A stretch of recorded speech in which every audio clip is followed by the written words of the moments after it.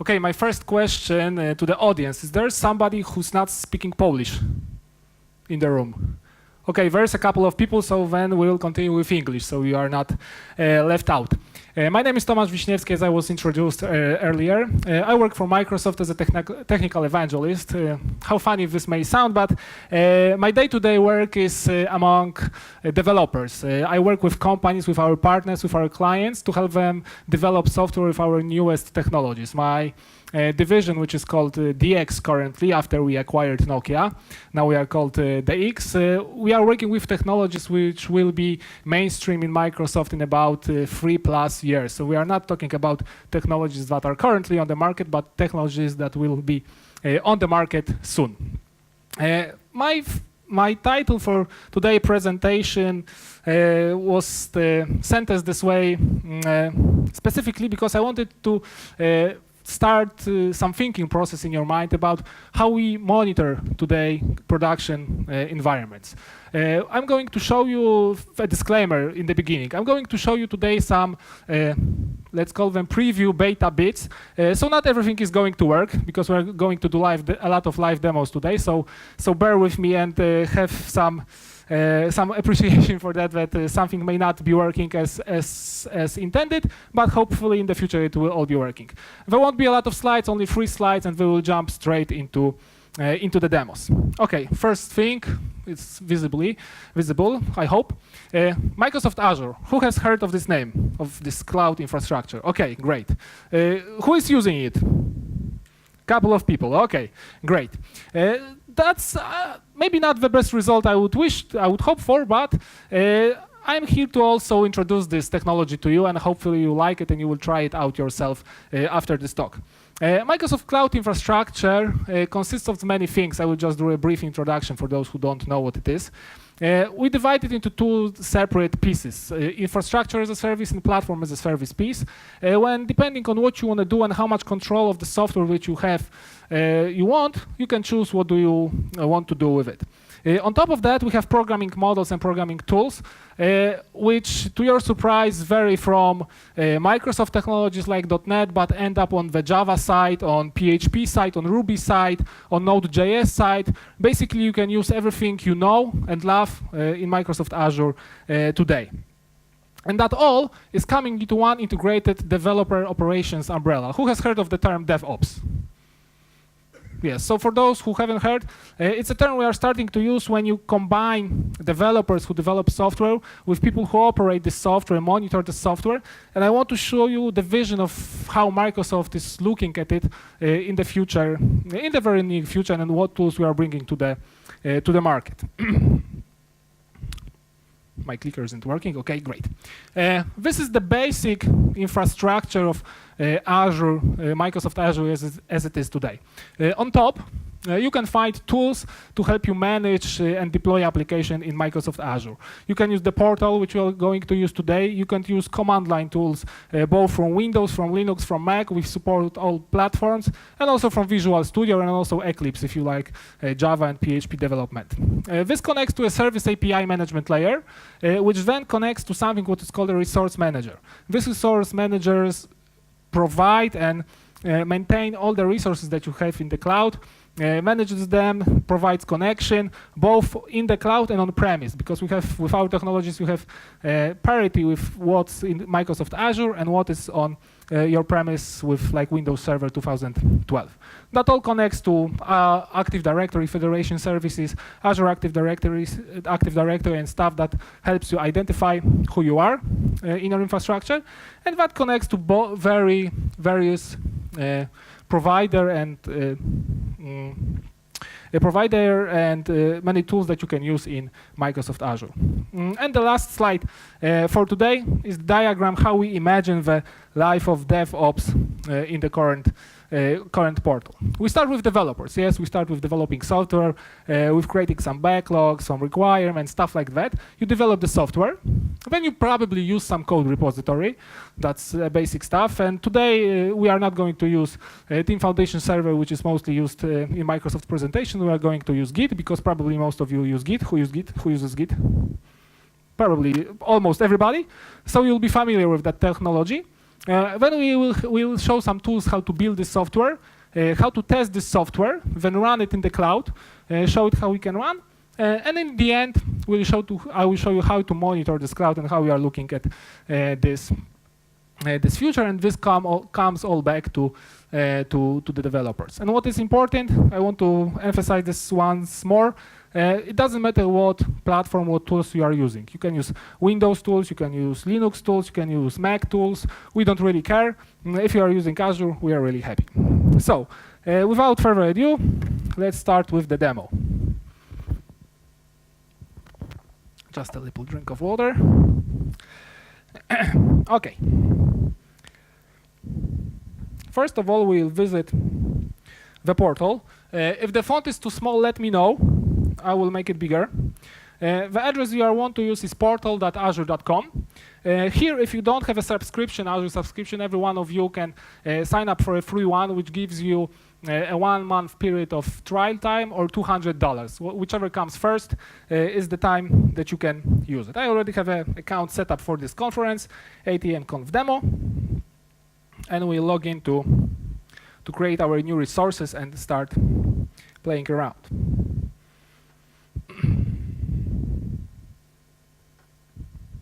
It's logging in. I hope it will be working.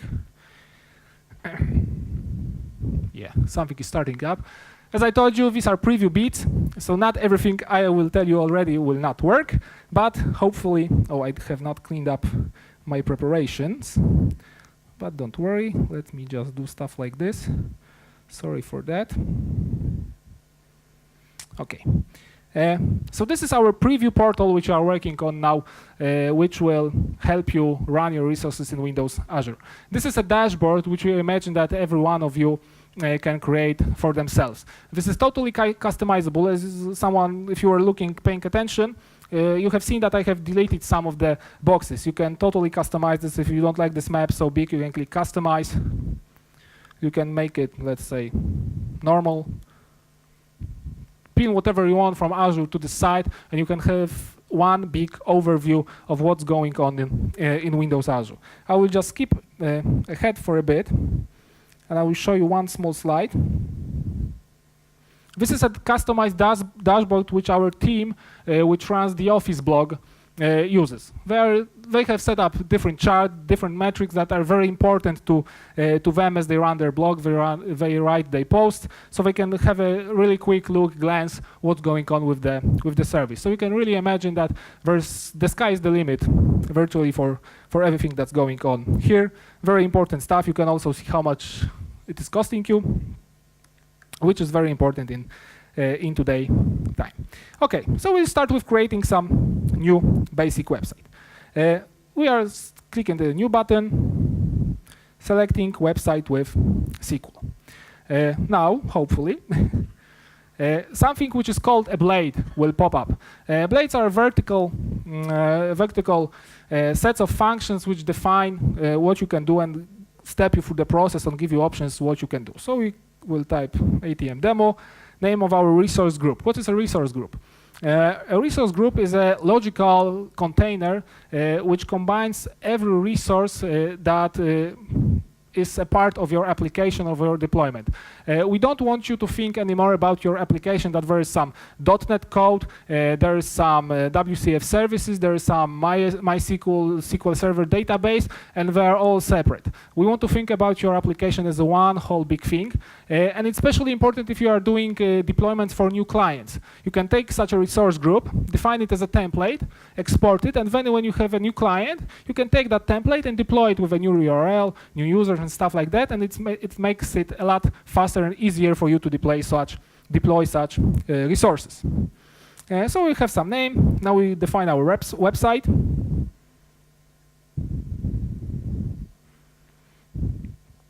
By the way, the portal is purely HTML, JavaScript, uses Knockout.js, and it runs great on every platform, every browser. So it's very lightweight. First of all, in our website, we are defining the name as, oh, sorry, it skipped a little bit. The resolution is not too great, but we'll manage.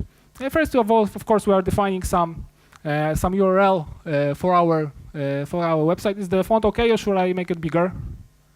Thumbs up, thumbs down, thumbs up. Okay, great. First of all, in our website, we are defining a plan. This is something new to Azure. If someone has been using Azure earlier, that we give you upfront what you are paying for exactly with the cost that you will be estimated at the last day of the month. We give you a short glimpse what is available in such plan. So we select a standard small instance. We click OK. And then we define a location, which is very important, especially in terms of our PII data. And for your information, since mid-April, I think, Microsoft Azure became the first cloud provider which is fully compliable with European law, also with GIODO. So if you are working with such data, you are safe with Azure. We are clicking OK. Basic stuff. Now we just define a database, which will be used in our website. Okay, create new. It will populate with the name. Okay, and a server. We can host, of course, multiple databases in one server, but we'll create a new server, define some very strong and unguessable password. Okay, select. And a subscription, I only have one subscription, so it's not an issue here. Okay, great. It will pin to the start board immediately. So it will be creating for some time, about 30 seconds to 1 minute. What's happening behind the scenes? It's a new SQL server is being provisioned. A new database is set up there. Also, a new web server is spin up. IIS is set up there. Website is not yet deployed. I will tell you why in a minute. And everything is hooked up, so that's why it's taking some time. But in the meantime, we'll create a new team project because we want to work with other people. So we create a new team project. Okay, we can enter some name, atmconf demo team project, version control.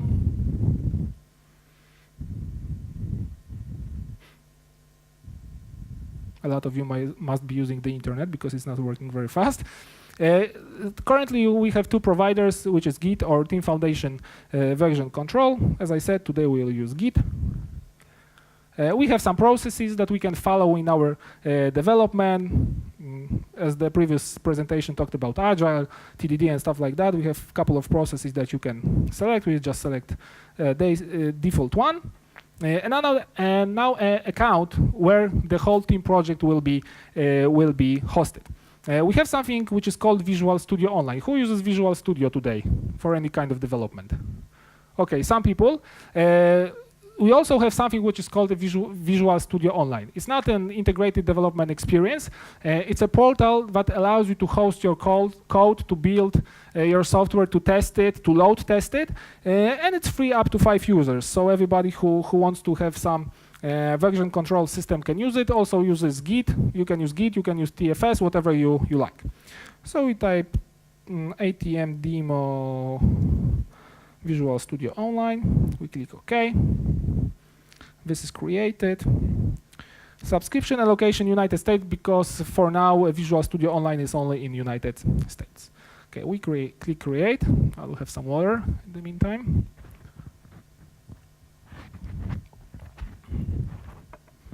Okay, the team project is creating. It will take less time than the website project. In the meantime, I will tell you about the left side of our new portal, which are called the hubs. For example, the notification hubs, which gives you everything that has happened since you last logged in. So you can see everything that's going on with your resources here. You can browse, of course, all the resources. And we have something like journeys. Our portal remembers where you have been, what you have clicked, and what blades you have woken up, we can say like that. And you can change immediately your context from watching a website to checking SQL DB server, and then switch back to the context. And what's even more important, the state is remembered on the server. So if I would have changed the computer now or logging in a different browser and logged in with my account, the whole UI would be the same. Okay, so our team project has set up. As you can see, we have some basic things, and this is the resource group which I was talking about earlier. Here we have our team project, and you can see that it is linked to our Visual Studio Online account. We'll come back to that later. And here we have some code deployment resources. Okay, so in our master branch, we want to deploy some code. So we click on this graph, which shows that there is no code yet deployed. Come on, click it. And here you can find a clone operation, which is for everyone who uses Git is probably familiar with that. And we'll give you a short summary how to clone the repo on your local machine. We could do it manually, but for the sake of the presentation, to make it more fun, I will click the Open in Visual Studio button. When I click it, it will already launch Visual Studio and connect me to that team project which I have set up.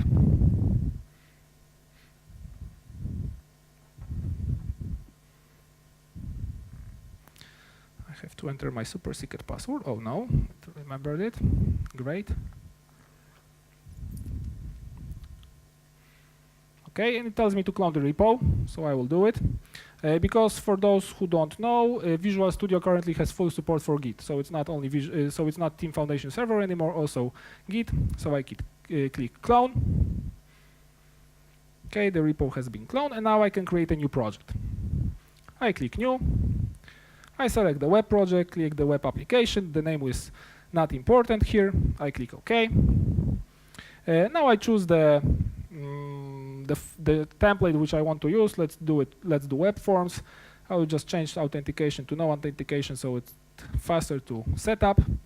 And I click OK. Is the font OK? Yes? Not too big, not too small? Great. So the project is creating. Unfortunately, the web project in Visual Studio is the longest project in times of creation. Only the C++ project creates for a longer period of time. But fortunately, we are done. OK. So now I can build the project just to have it built. And now let's come back to our website. And to come back to our website, I can click here the resource group.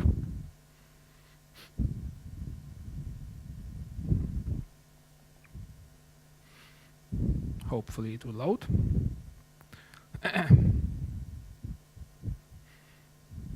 1, 2, 3, 1, 2, 3. Come on, Azure. Be nice to me.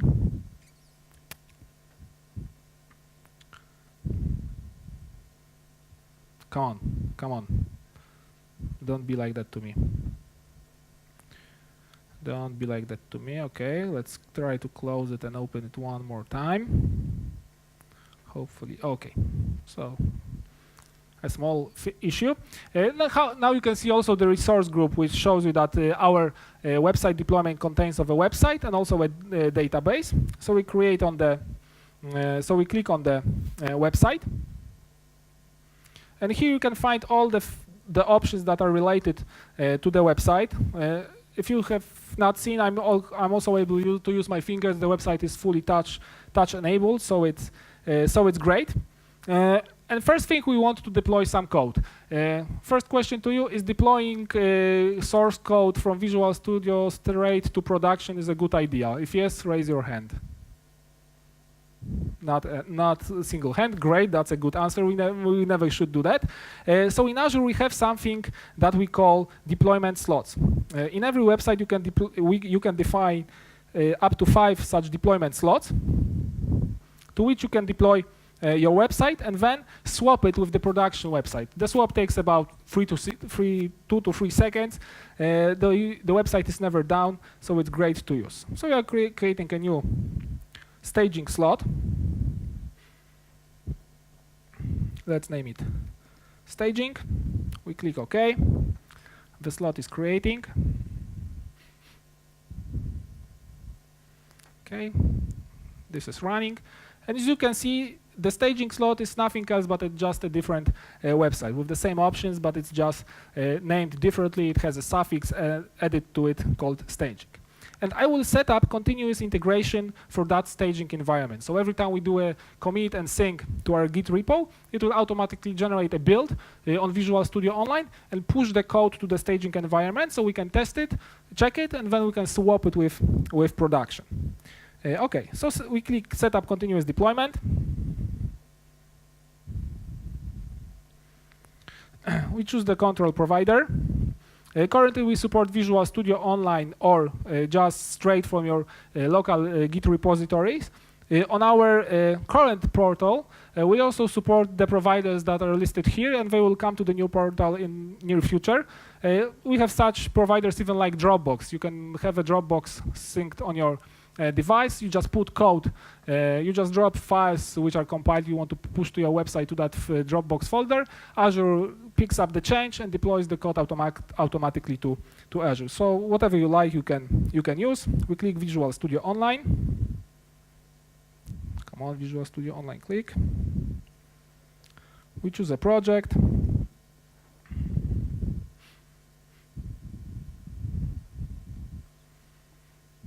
Come on. Okay, I have named this project. I think this was this one.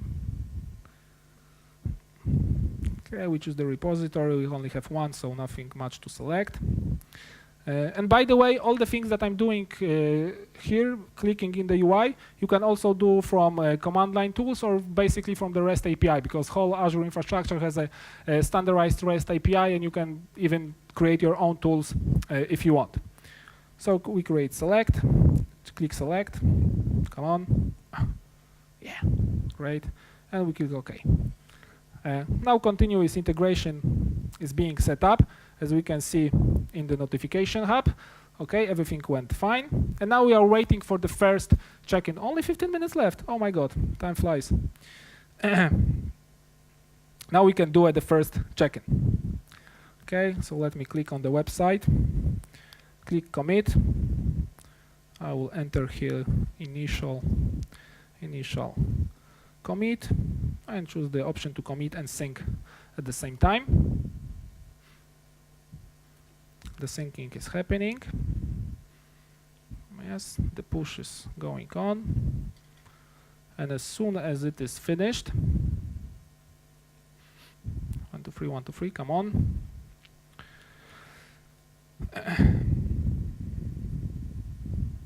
Should be working. We can come back to the website, and on our team project site, as you can see now, we have a link in our resource group which defined our website. Beside the website, we also have a link to our team project. That's because we set up continuous integration, and it's a soft link. Why it's a soft link? Because if you delete the deployment, we do not want to delete your source code, which is obvious. We wouldn't want to do that. So let's click our team project. And now the new blade will appear.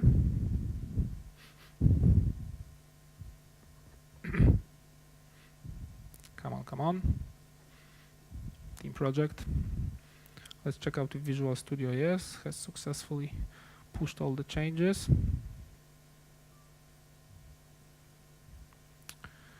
Let's click it one more time. Okay, it's loading. But in the meantime, now it's loaded. You can see that a new build has initiated. Yes, that's what I was talking about earlier. So now you can see that in our build definition, which was automatically set up by Visual Studio Online, we can see that build. You can obviously customize it and do whatever you want in that build. This is just a simple build which runs the basic tasks and deploys it to Azure. Let the build definition load. In the meantime, come on. Unfortunately, the internet connection is not playing nice with me. Okay, we can click on the build.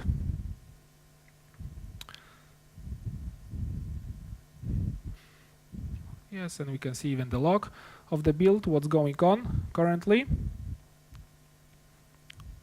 And you can see that all the stuff is happening. And you can also check some things on the Visual Studio Online page, which I want to show you right now. In the meantime, as the build finishes. This is what everyone can also sign up for, a free source control system where you can host your projects. I will select the project which we have just created. Navigate. And here you can see a lot of things that are very similar to the one on Azure Portal. On Azure Portal we have code in our project, we have build, we have work, we have users, and it's also set up in a similar way right here. So we can find the build definition. Here we see that there's a build going on, which will finish in a moment.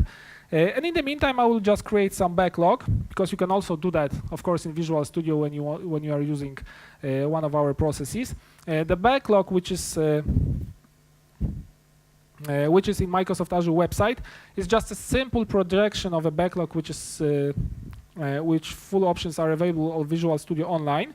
I just want to show you that it is possible here. Let's just type make initial build, change website. Yes, here I can click on the item, assign it to some user. I will assign it to myself. And as I told you, this is just a simple projection. You can move around and prioritize, of course, this backlog items. But in Azure website, Visual Studio Online website, when you go to the work item, you also, let's just enable zoom a little bit. You can see the same elements here. You can, of course, view the full options of such element, but you also have a very neat Kanban board, if you like stuff like that. We have teams in Redmond which use this every day in their work, and they have touch monitors where they can go drag and drop the elements on the board whichever way they want. And now probably the build has finished. Okay, so let me just do for you a simple presentation of the swap functionality. Let's go to our websites.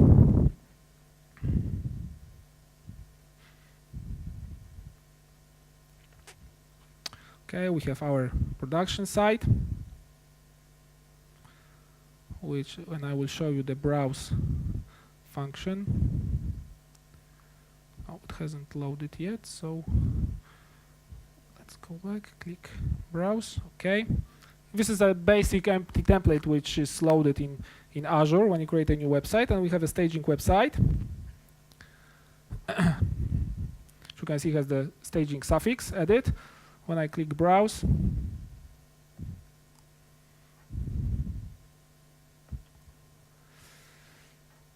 is the website that is a basic template from Visual Studio. And now I can go back to our Azure website, click swap.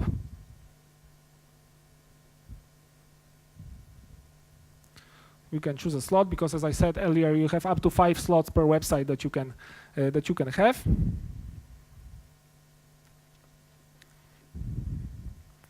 I will choose the production one, click select, and the swapping has not worked. As I told you, these are preview bits, not everything is working. Let's try again.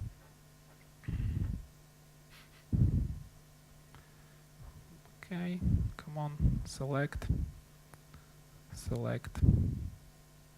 come at last, an error. Okay, let's do an F5 on the portal. Sometimes things like that happen. It's only software.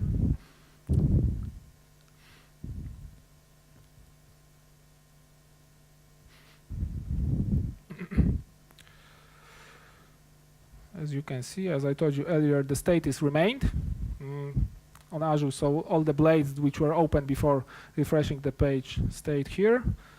So maybe let's try again.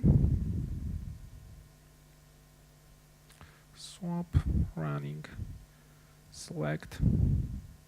Please, demo gods, be with me. Swapping.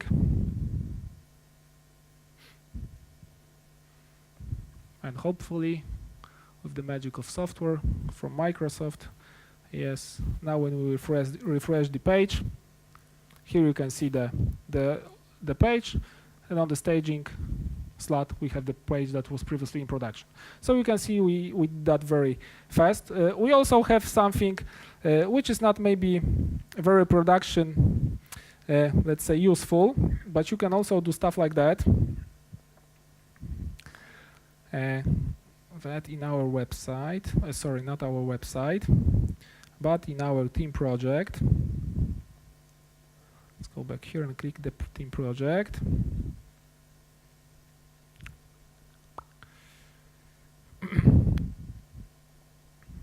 We have an option, come on, to click here in our commits.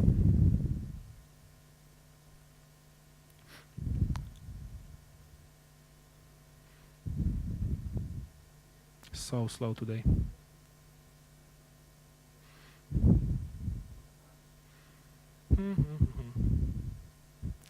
Come on, let's close it again, close it, click it one more time.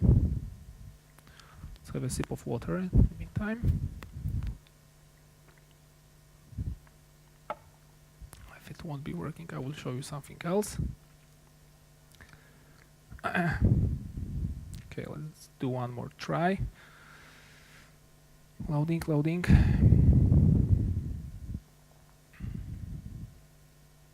Let me just check one more thing. Bear with me for a moment.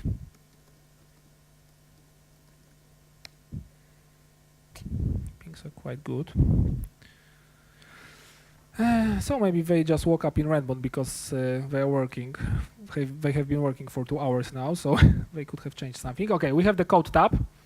And what you can imagine here, I hope it will work faster. We have your whole source code in Azure. So you can view basically any file from the source code.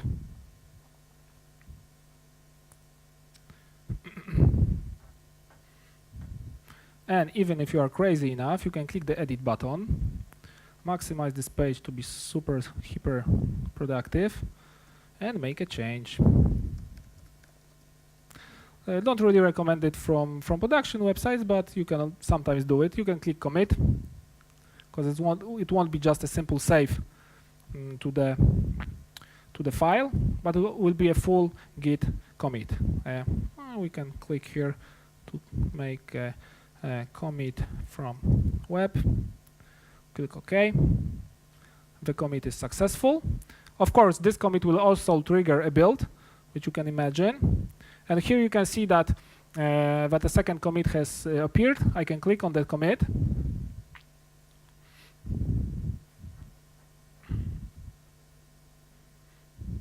I can see exactly who did the commit, what files were changed, and stuff like that. Only one file was changed here.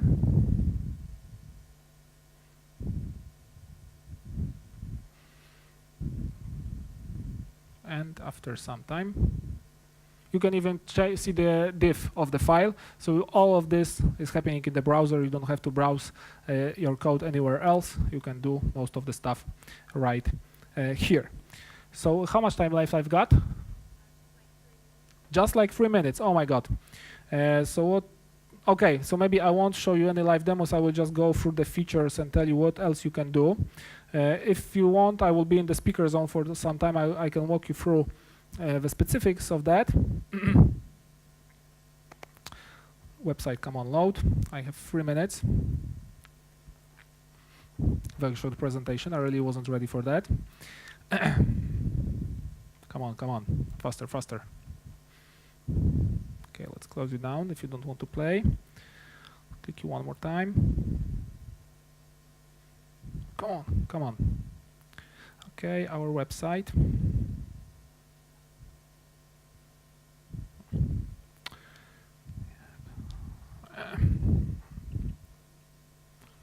Okay, so what I wasn't able to show you, which I was supposed to show.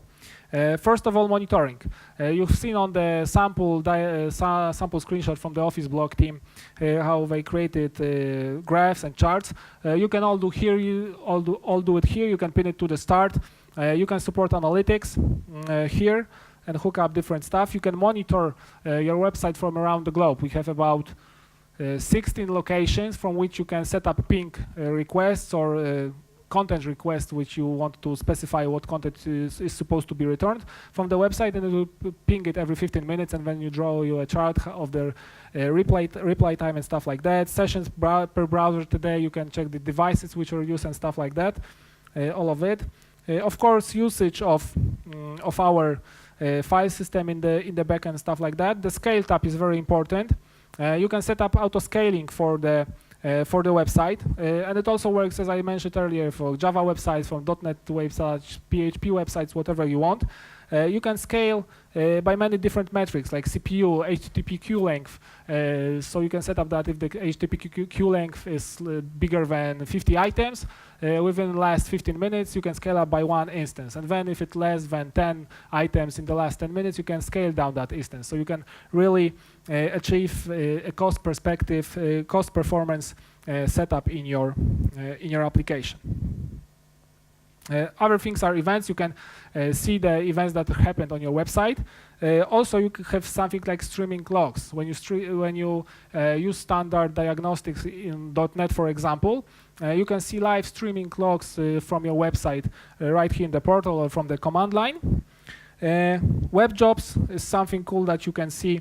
You can define scheduled jobs on your website that will run in the background on a separate thread from your website, and do stuff like, I don't know, if you have some site like Flickr, for example, where people upload photos and you want to generate thumbnails of that photos in the database, you can have such a web job in the background. Of course, backups of the sites. Hybrid connection is a new feature which we have introduced last week, exactly when you can make a secure connection with an on-premises database to Azure and connect it that way. Setup deployment we have went through. Of course, you can add custom domains, SSL, and traffic manager is the last very interesting deployment option when you have central DNS point which can point to different locations around the world. You can deploy you can set up one deployment in Europe and one deployment in the United States, but you have only one single DNS address, and then